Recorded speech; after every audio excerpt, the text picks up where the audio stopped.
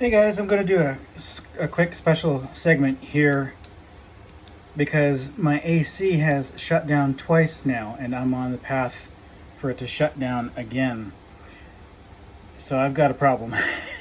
When it's 104 degrees outside, that's channel 2 here, and these two shutdowns, there's one right here and there's another one right here. This looks like another shutdown, but this was me actually turning it off the system and power cycling it manually.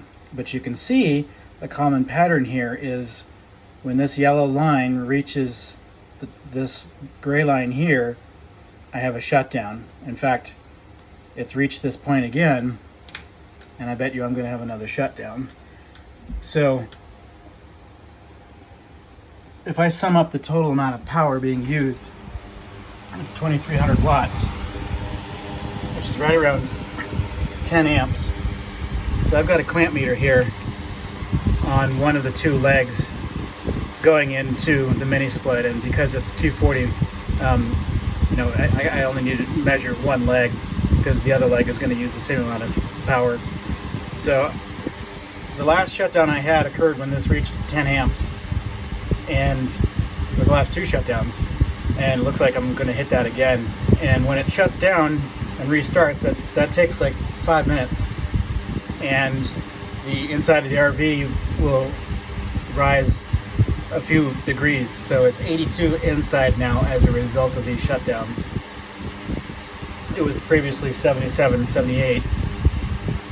I have a call into the HVAC folks that did the install and know how this installation is done in the RV, and they've never heard of this before. So I don't know what's going on here. It's certainly quite strange. Normally this thing uses 5.5 or so amps, and it sits there for a while, and then this just kind of starts climbing up for some reason. Sounds to me like my half-educated guess is that there's a problem with the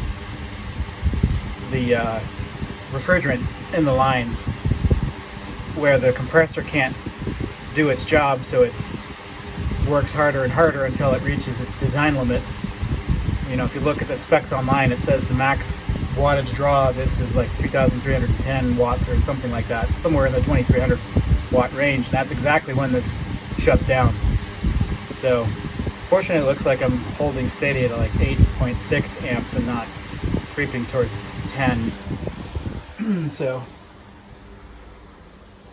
this all came up because I was on Facebook talking to some other folks who have the mini split, and they're like, we're comparing power utilization, and their power utilization in similar temperatures is quite a bit less than mine. So I'm thinking I might actually have a problem that really only rears its head when it's this hot outside.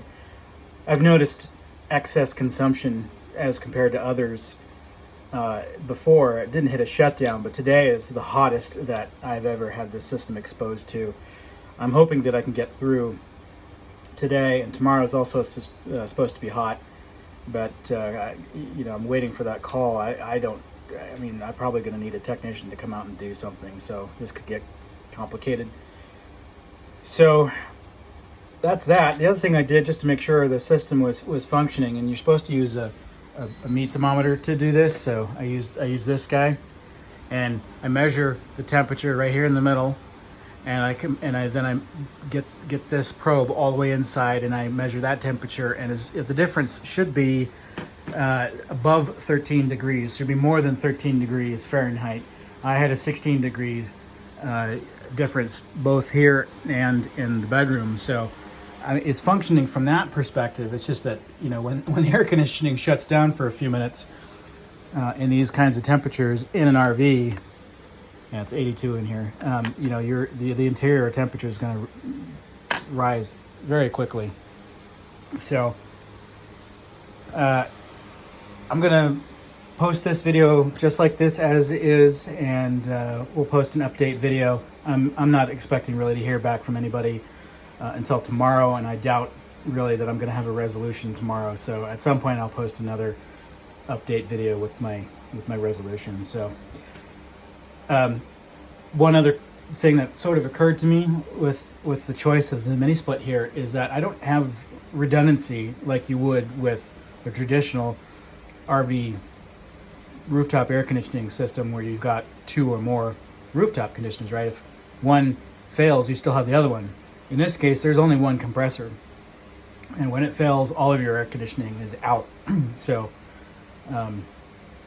that's just something to keep in mind when making this sort of a choice. So anyway, I'll keep you guys posted. Thanks for watching. Stay safe, stay cool. Don't start any fires.